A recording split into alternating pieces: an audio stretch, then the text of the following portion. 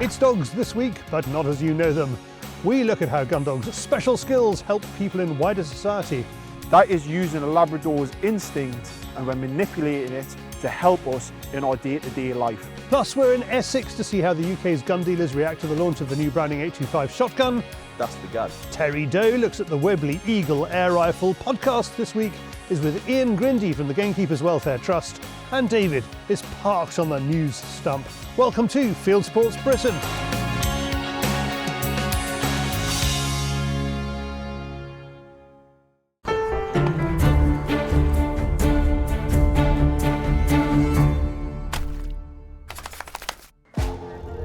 The Fieldsports community is rich and diverse. One thing glues us weird and wonderful folk together: our love of dogs.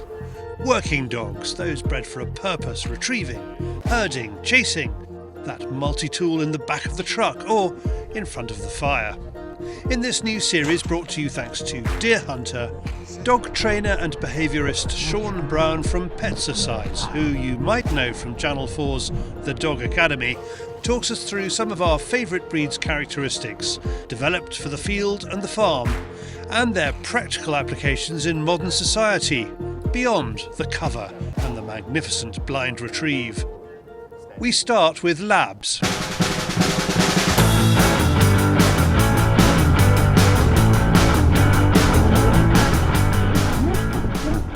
You can instantly go from having no control to complete control with a piece of chicken. Sean has had the crazy idea of bringing 4 dogs together, each representing the best known Labrador Retriever colour. So we've got our black, yellow, chocolate and fox red. All the labs can be great hunters, all of them can do great field work. But what has happened is, as they've came more and more into our domestic life and society, they've had to fit in, and they have fit in very, very well. So you've got your two sort of types of lab. You've got your show lab, you can see that more barrel type look, smaller, wider shoulders. And then you've got your working lab, Herbie and Paddy here, slimmer, leaner, more athletic looking. So a working lab isn't for everybody. You know, you hear it where everybody's like, oh, he's from 10 generations of a working line. Now to me, that means that that dog needs a lot of stimulation and working, is going to be a very, very fit athlete. The show lab, on the other hand, can be a bit more steady. If you want to just go around the block, and you want to go for your walks along the beach, and you like sitting on the sofa, watching your Netflix with a box of chocolates with it, then that might be the more for you. You can get in between in a mix, and there's crosses and there's mixed matches, and there's working lines that don't work anymore, and you get more of a calm. But they're your big differentiators. When you're buying a dog, think about the lab that you're getting. Are you more of a show, or are you more of a working line? Now, these 4 male dogs are getting along fine. Sometimes, especially with uncastrated dogs, there can be issues. Herbie's still intact, and as you can see, he's just a little bit more highly strung, a little bit more interested, following around, and there we go, on cue. And what that is as he's getting aroused, it's just triggering that hormone a little bit, and he's, yeah, the rest is business, I guess. What did you call it? Seeking? Yeah, so what happens is when a dogs get really highly aroused, you can then go into something called seeking. And that arousal, that excitement, very quickly can go into a sort of more of like, easiest way to describe it, sexual excitement. And that's what Herbie's getting there. He's just getting a little bit over aroused because he's out, he's running around, the excitement's bubbled over, and he's took a fancy to Dempsey really. So you might have seen as they're going around, you get this odd little shake from them. Now a lot of people think that that's them sort of either trying to warm up or get rid of the water off them. Yes, it is very clear when they do, but that little shake that they do is actually an energy shake off. So when they've had a burst of energy and they're already high arousal and they want to get rid of it, that little whoa just chills them out, I guess. There will be plenty of debate about which colour performs best in the field. Some guns choose their labs purely for their ability to blend in. I'm dressed in deer hunter gear here and I'm trying to blend in. So why would I want a big yellow flag stood next to us standing out? So the colours of the Labradors can actually be tactical. Now you've got your fox red, hides in so well with the bracken. It's also used by the wildfowlers. You've got your black lab, super universal in all terrains, and it matches well with any camouflage. And then you've got your chocolate lab. I mean, it blends in with your leather sofa, I guess. I'm joking, but it does make you think, if most shooters are using your black labs and your fox red, and yes, the yellow's sprinkled in there with a few chocolate, the pool that you're choosing from is a lot smaller. So have they just became more domestic, more naughty, more cheeky, and then your black and your fox red are much more still on a working line? Who knows? Now that big yellow flag Sean suggests won't help with your stealth mode in the field does work in the urban environment. Most guide dogs and assistance dogs are yellow because they're visible, making it easier to identify a guide dog in public spaces. This is the perfect opportunity to meet Clifford at one of the Petsercise training barns. This is Clifford, and he's 3 years old in February, and he donates to the Pet Blood Bank, and he is also an assistance dog. And isn't he just gorgeous? So Clifford's got a range of skills for assisting around the household, and we're tapping into that retrieving instinct within him. One of them is he can help get the laundry out of the washing machine. Up! Just getting rid of the creases there. Good lad, leave it. Good boy. It's amazing that we can use a Labrador's instincts to help us in our domestic lives, assistance dogs, therapy, all the amazing things that these dogs can do. Now, we sometimes make it seem and we can think it's really complicated, but let's just take the walking stick, for example. They used to retrieve a duck back, they now retrieve a ball back. Now, where do they place that ball? Is it at your feet?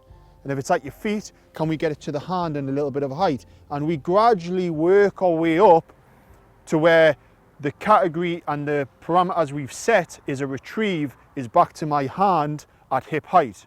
Now then, we move that on from a tennis ball to a walking stick, to a remote control, to a wallet, to some socks, to whatever. That is using a Labrador's instinct, and we're manipulating it to help us in our day-to-day life. Here, bud. Give us a hand. Off. Yes. Thank you very much. You're a gem, aren't you?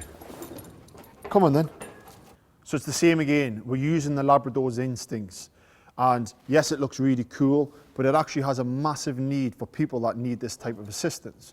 Now, what we've used here is the Labrador's key skills of being able to hold prey in their mouth without puncturing the skin.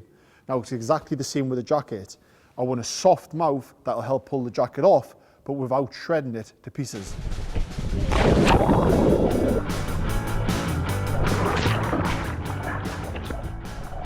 We can't talk about Labradors without mentioning water. They're almost amphibious in their ability to perform on land and sea. It's funny when you see your Labradors in the UK wearing a jacket in the winter and the owners are like, oh, I don't want them to get cold. I mean, they are designed to be swimming literally past icebergs. The Labrador actually has a unique coat. It's almost like it has its own wetsuit. That layer it builds up when it's in the water keeps it warm in them harsh Arctic conditions. It has an otter's tail almost, thick at the start that thinnens out, like a rudder that keeps it on track. Now if you imagine they're out there and the wind's blowing and the sea's choppy and there's icebergs around, it's freezing cold, you know, your hands are frozen but you finally hit something and it comes down, you send the dog in. It is perfectly designed to cope with them conditions. That coat gives it that insulation to swim in that ocean. Its tail like a rudder to keep it on track. Webbed feet and long toes, almost like big panels, flippers in the water to get it traction. The other thing is though, a Labrador can smell a teaspoon of sugar in 2 Olympic-sized swimming pools. So that sense of smell keeps it on track. So when it loses sight and hearing, it's still got the smell to get to the target and retrieve the bird. Sean has a huge pool built for therapy sessions and the emerging sport of dock diving. And in the case of these two, just doing what they love, swimming and retrieving. Dock diving's a new sport coming up in the UK, and what they do is they get measured, and we've got a big measurer here, and they'll run off the dock and jump in as far as they can. And we measure from the back of the tail, and then that's judged. So it's almost like your modern day long jump really, just into water, and probably is more fun. What's a sort of like a good distance for a dog to go? A good distance depends what dog you're using, to be honest, because a Jack Russell is pretty harsh putting it against a Malinois or a Labrador. I would hope anything from sort of 12 upwards is where you're getting into good scoring, but actually the world record, they would be jumping out of this swimming pool, which is pretty incredible. For more information about deer hunter clothing like the Pro Gamekeeper jacket Sean is wearing, go to deerhunterclothing.co.uk. And if you want to check out some of the services Sean and Petsercise offer, check out petsercise.uk. Thank you, Sean and Deer Hunter.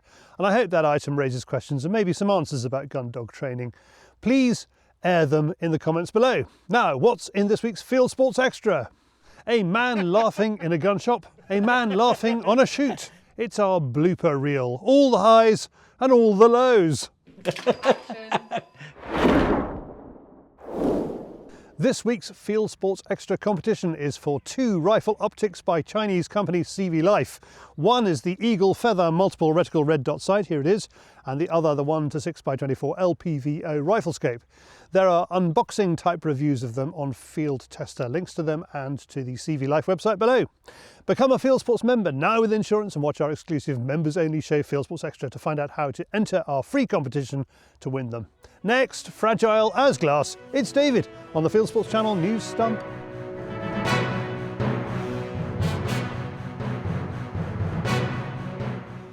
This is Fieldsports Channel News. Shooting sports heroes honoured on New Year's Day include a disabled air gunner from Darlington.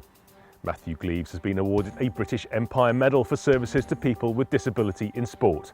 The British bench rest air rifle champion runs the airability.uk website and YouTube channel. Meanwhile, Dom and Alexandria Warren are each appointed an MBE for services to the eradication of food waste. They featured in a film we did with Kayak Bryn, who supplies their charity Dom's Food Mission with venison. And 2024 Olympic shooting gold medalist Nathan Hales, here shown with fellow gold medalist Peter Wilson MBE, misses out on a gong after a New Year's honours list rule change.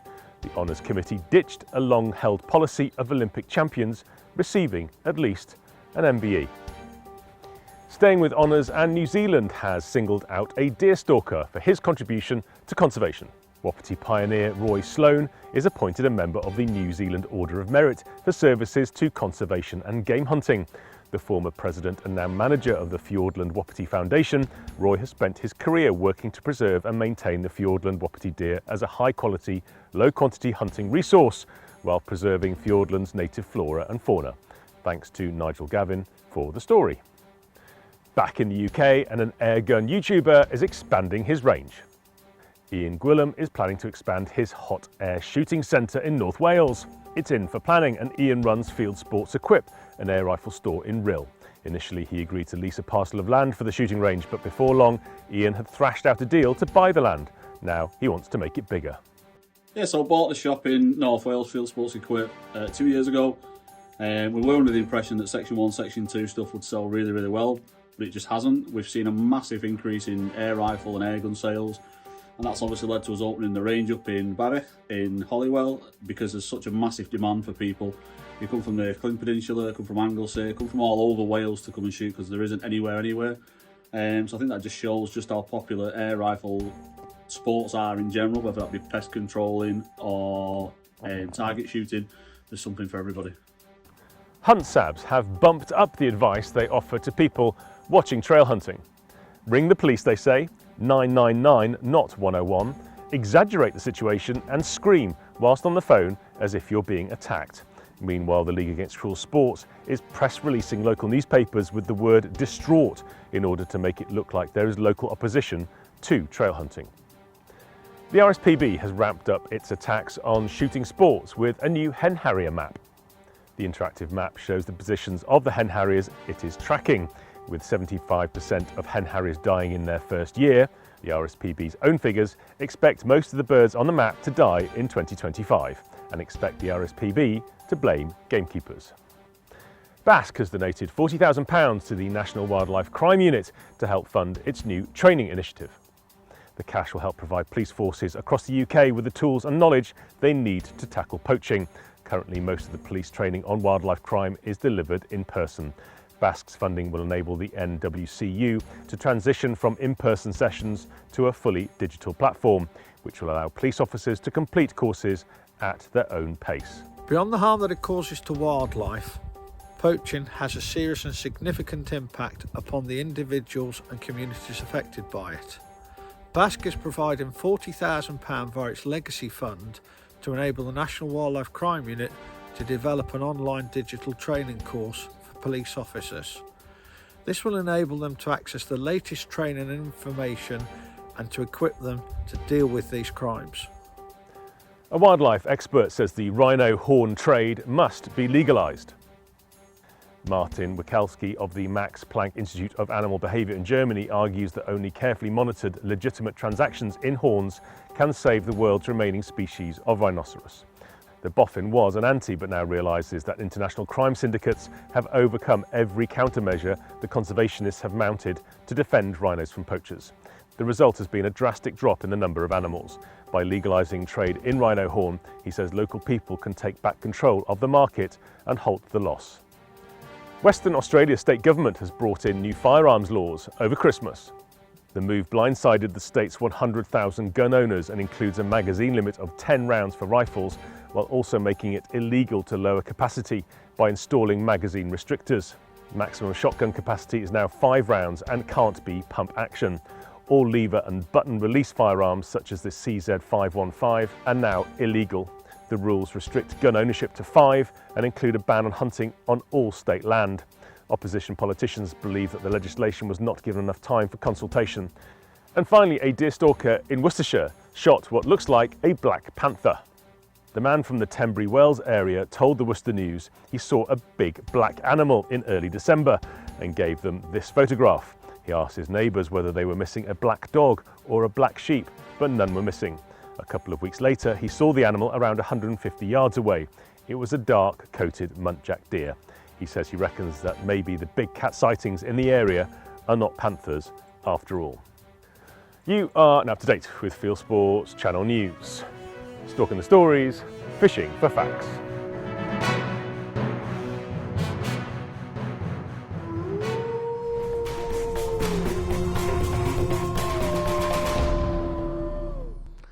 Thank you, David, who asks viewers to like this video and subscribe to Fieldsports Channel. Thank you. Next, a word from sports optics company Leica.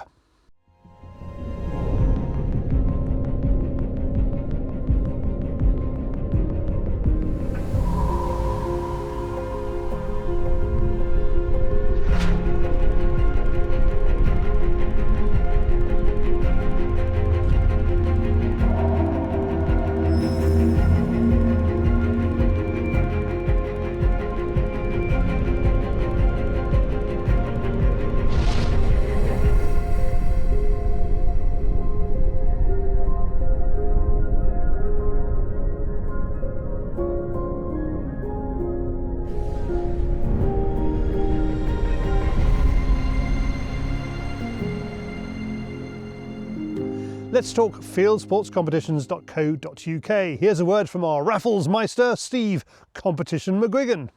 One of the fantastic prizes that are available this month from Fieldsports Competitions is a thermal rifle scope called the Harpier Pro 35 from the guys at Night Pearl. This thing is absolutely outstanding. Honestly, it's worth nearly £2,000 for the price of a ticket. Get yourself involved and fingers crossed, good luck everyone. Thanks, Steve. And of course, there are other prizes available, including, well, David has asked me to deliver, in my terrible Scouse accent, 5,000 shells. 5,000 shells. I'd like to apologise to the northwest of England. Now, Browning brought out a new shotgun this week. The 825 gun dealers from all over the UK had the chance to try it out today at Seabrook Sporting, simulated game in Essex. Here's what they thought of it.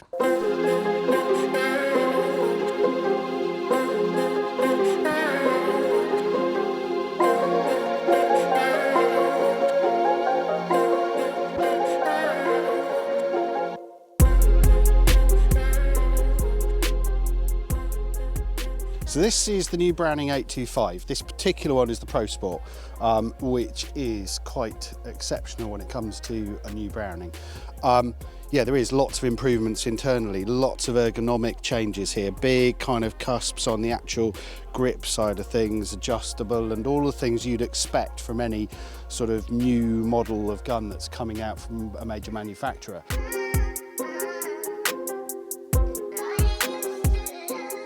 This is the Prestige model. So designed as a game gun, it's got the lovely deep engraving, very similar to the MK11 Maruku, but it's a box lock. So got the Prince of Wales grip, lovely wood. I think that's grade 5, 6, American walnut, I believe.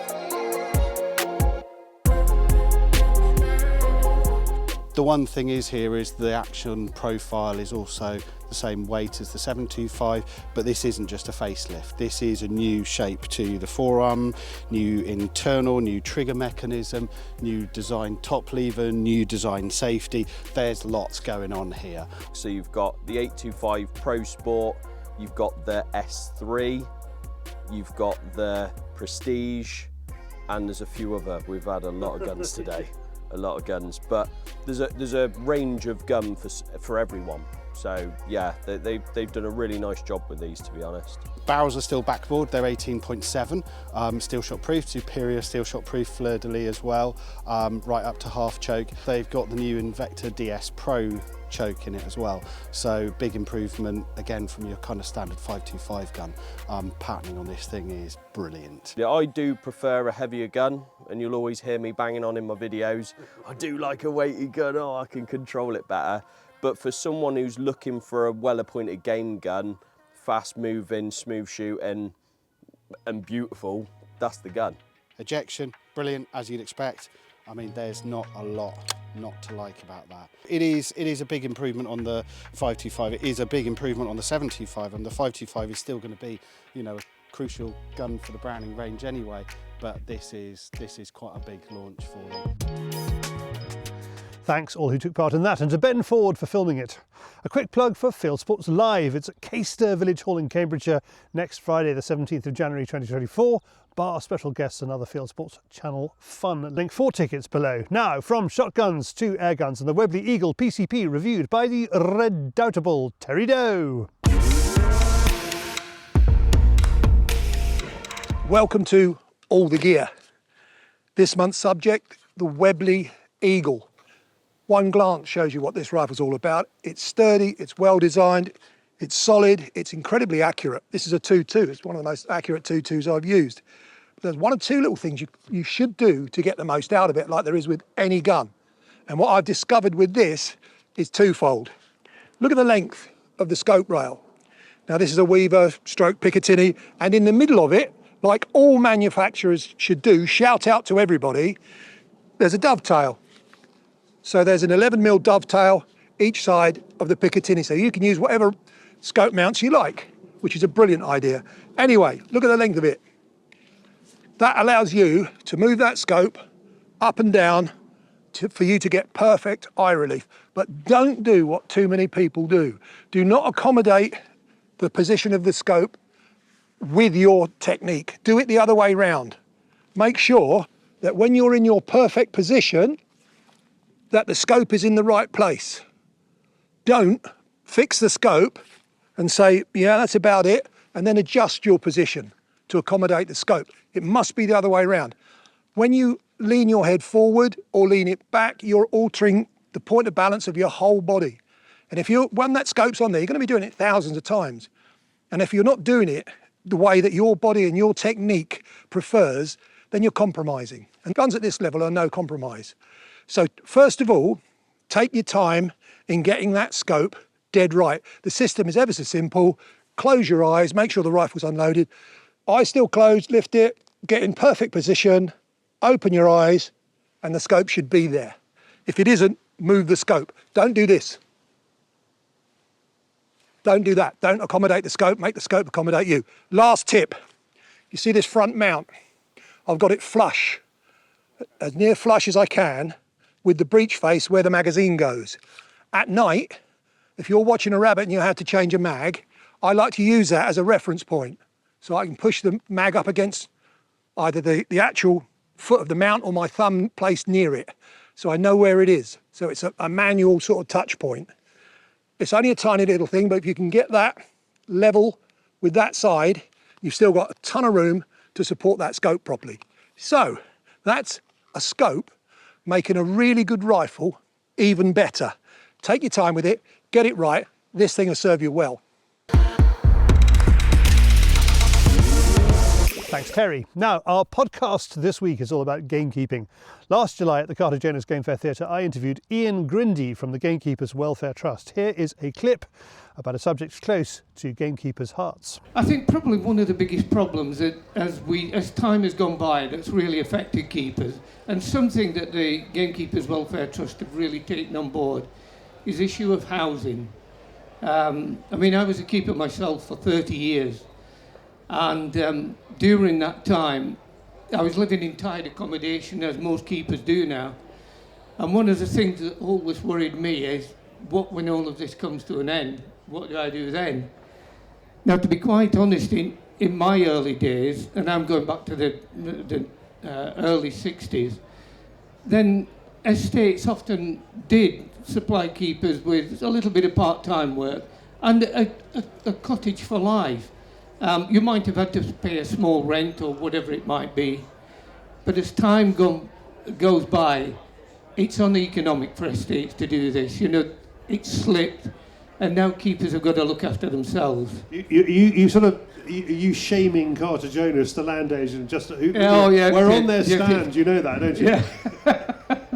Well, anything that helps. Yeah. But that's one of the things that, we have somebody who we've got people who are experts in many fields, really, but housing and finance is one of them, because one of the things that we did certainly a few years ago was to encourage keepers to start thinking about buying a house, even if they couldn't live in it, but to be able to lease it or look at some other way of maintaining that property through rental income or something like that. I mean, buying a house for a keeper to live, but one house for lots of keepers. Yeah, in other words, everybody's allowed to buy one house under the current tax regimes, even if you're living in tied accommodation. But if you're living in tied accommodation, it allows you to take out a loan, buy your house, and then lease it, and the money from leasing will help to pay the mortgage. Thanks, Ian, and there's a link to the full podcast below. And that's it for this week. If you haven't done so already, please visit our website, fieldsportschannel.tv, where you can click to like us on Facebook and on Instagram, follow us on X and TikTok, subscribe to us on YouTube, or pop your email address into our weekly newsletter box, and we'll contact you about this show. Fieldsports Britain, it's at 7 p.m. UK time every Wednesday, and this has been Fieldsports Britain. Good hunting, good shooting, good fishing, and goodbye.